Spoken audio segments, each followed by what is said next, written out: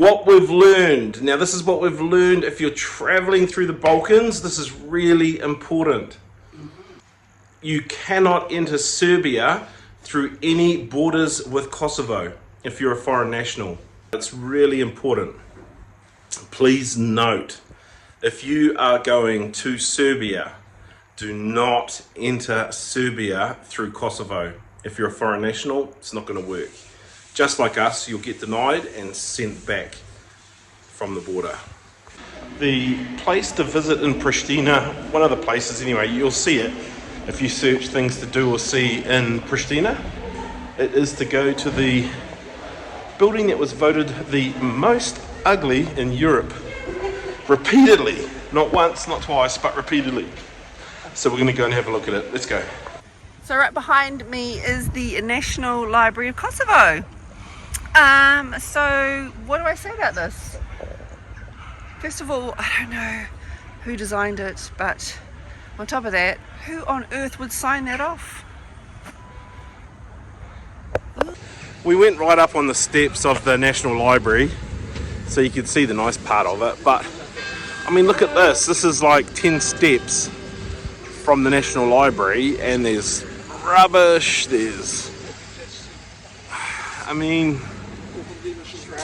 yeah, come and sort your stuff out.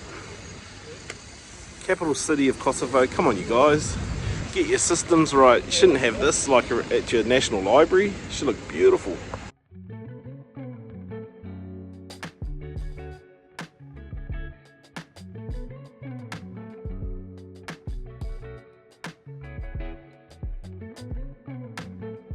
Kind of looks like downtown here. They've set it up as a bit of a pedestrian walk zone, but not entirely sure. But everyone's walking everywhere and there's no cars running us over, so that's good.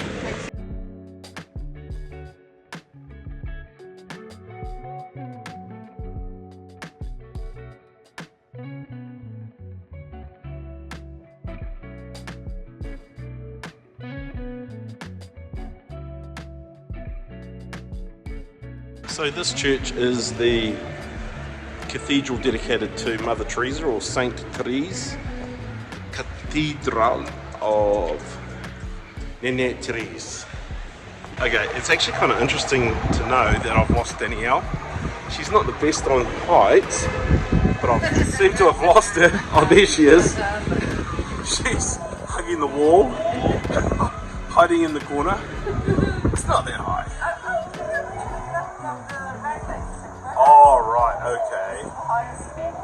Sure, yeah, you're fine.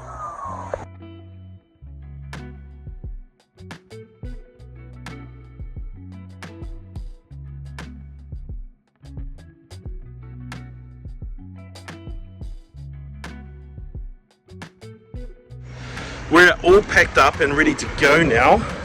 So we're just going to go and grab ourselves some lunch for the bus trip. I think the bus ride's around 2.5 hours to our next country, number 31, Serbia. Nice.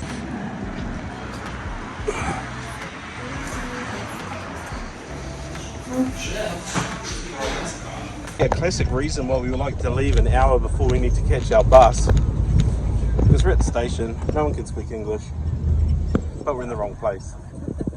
So we're hoping that a guy can get us to the right place. Okay, this is a new chapter of travel for us because we went to the bus station, which isn't too far, it's just kind of 200-300 meters this way, to get told that our bus doesn't go from there. And the woman gave our taxi driver instructions and dropped us here. So this is where we are. It's a very busy main road, but apparently the bus will stop right here and we'll get on. Can't see that happening. Yikes.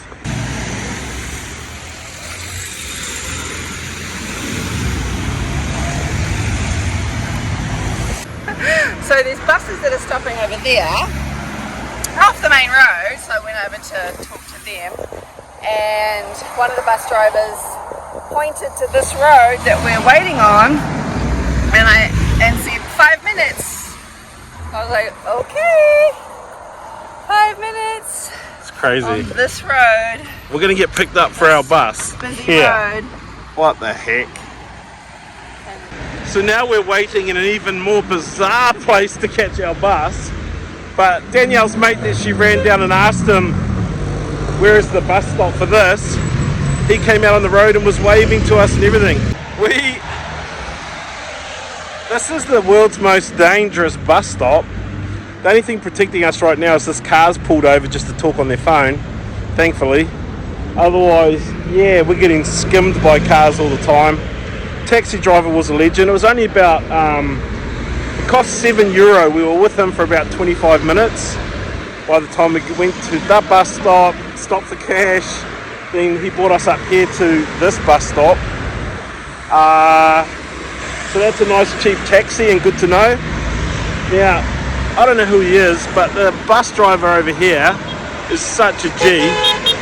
He came and told Danielle this is the right place because we were waiting in the wrong place, so he came and waved us back to here. Then he told us 2:15. What a dude. So thank you to Bolotini tourist bus driver.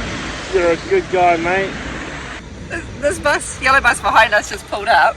The driver gets out, walks up the hill and calls out to us, "Do you need some help?"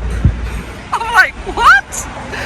And he says, "Where are you going?" We tell him. He goes, "Okay, you're good. Bus will be here in 5-10 minutes.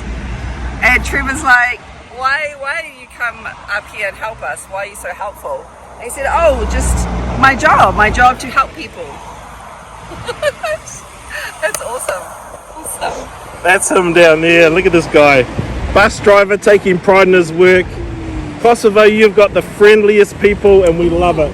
The other part of the explanation too he gave is the actual bus station is just over here, but a lot of the smaller bus companies don't want to have to pay bus station fees to drive into the bus to pick up their passengers. And so this company picks up here because they want to save money and not push additional cost onto their passengers, maybe. It's the really helpful bus drivers that get customer service. What a beautiful afternoon we've got here in Pristina, Kosovo. Like the sun is shining, it's around 12 or 13 degrees. Nice. It's a great, I'm so glad it's not raining today while we're waiting for this bus. So the other thing, like, the other thing is this, it's hard to be grumpy knowing that our bus is running 10 or 15 minutes late. It's hard to be grumpy when you only paid like €7 for your ticket anyway. Yeah, no grumpy. Like, you know, I mean, it's €7 for a 2.5 hour bus ride somewhere. You can't catch a bus in New Zealand for €7. Things were going really well on our trip up until this point, going from Kosovo into Serbia. Essentially, we pulled up at the checkpoint area from Kosovo, exiting into Serbia. That was fine. When we got to Serbia, though, everything went horribly wrong. We were removed from the bus. Our passports were taken. We were taken away to the customs office and immigration office, and then we were refused entry. We weren't allowed in. We were told we had to go back, and that was the end of our trip. No Serbia for us. So that was a bit of a challenge. Here's some really important information that you need to know and understand if you're traveling in the Balkans. Wow, that was a really interesting experience. We haven't done a border crossing like that yet. No, we got turned away. Well, we kind of have actually. That's what happened in Vietnam, didn't it? We wanted to go to Vietnam, but anyway. So we cannot go through this border crossing because this one seemed like it's just a police checkpoint, yeah, not a customs not a border. touristy one. So they cannot stamp our passports. So we have to go back to Pristina. From Pristina, we have to go back to North Macedonia, and from North Macedonia, then enter Serbia from here. Ouch.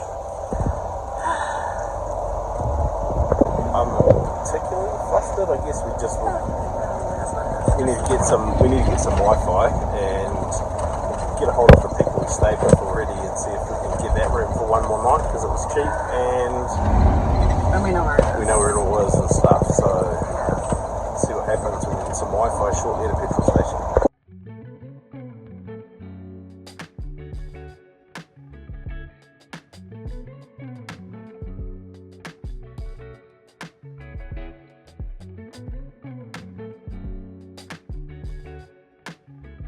can celebrate country number 31 though, because we did walk across to the Kosovo police side, from the Kosovo police to the Serbian police, and it was really fun in front of the bus. So there you go, country number 31, Kosovo, Serbia.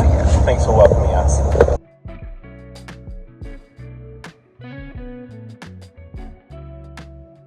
This is the moment where normally we'd be saying another taxi, another country, but on this snakes and ladders leg of the trip,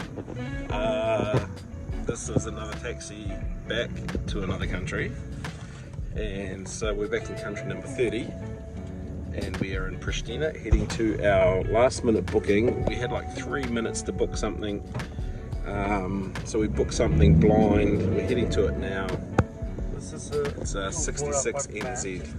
I don't know about the safety standards on the old lift here. What? Okay, hello wall. This is what a 66 New Zealand dollar room looks like, that you book in a bus stop when you're in a mad rush panic, because you're about to be deported from a country. So I reckon, actually, not too bad. We're in downtown Pristina. It's just like we were here yesterday. Well, we kind of were. But we've got this new sort of standard when it comes to dining out. Now it's about stopping and looking and seeing if they're smoking in a restaurant. If they're not smoking, we'll probably go in and eat. So we lasted in the restaurant long enough to order, and now we're outside. It's the middle of winter, for crying out loud. It's better than coughing. Yeah, God. Bloody hell, you walk in, no one's smoking, and then within like 2 minutes, about Everyone 6 is people smoking. are smoking. But Danielle's done some study on this, and she reckons... Well, it was like the life expectancy for males was like mid to high 70s, and for women was a few years older, so early 80s. So I'm like, far out. With all the smoke that goes on around here. Maybe they've got the secret. Oh, God, I don't know.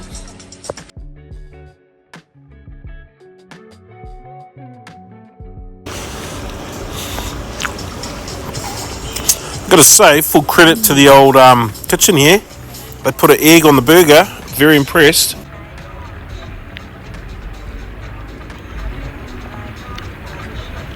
That's pretty good. That's the first burger I've had in Europe with an egg in it. All they need is a beetroot. Kiwi burger.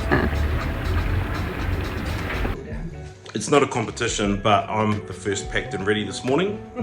And what I'll say about the yellow house apartment, not bad for a last minute booking. 66 New Zealand dollars or 33 euro is the amount that you pay to stay here. Great host. Anyway, what we've learned. Now this is what we've learned if you're traveling through the Balkans. This is really important. You cannot enter Serbia through any borders with Kosovo if you're a foreign national. They have an arrangement locally for people that live in Kosovo, the Kosovo nationals, that they can travel through the border to Serbia on like a driver's license type ID pass. We don't have that, we're on a passport. There's no official border stamp opportunities between Kosovo and Serbia. So to get to Serbia, you have to leave Kosovo completely to another country. I think they actually said you can't go to Albania though, that didn't count. So back to Northern Macedonia we go, and we're actually gonna fly. We did the math on time, effort, energy, and the money was probably about €100 difference, but we would have been sitting on a bus from 6 o'clock this morning until about 8 o'clock tonight. We didn't want to do that. So we're busing for 2 hours back to Skopje, which we know really well. And then we'll get a taxi to the airport and we fly Skopje to Belgrade. 1 hour 10 flight, which is way better option for us today because we've already lost 1 day. Financial cost of this issue, we've done the math, it's around $400 by the time we lose our bus tickets, our last night accommodation, pay for new accommodation, and then book flights. So not a massive financial impact. We've had bigger. So we're not too thrown by it, which is good, but it's really important. Please note, if you are going to Serbia, do not enter Serbia through Kosovo. If you're a foreign national, it's not going to work. Just like us, you'll get denied and sent back from the border.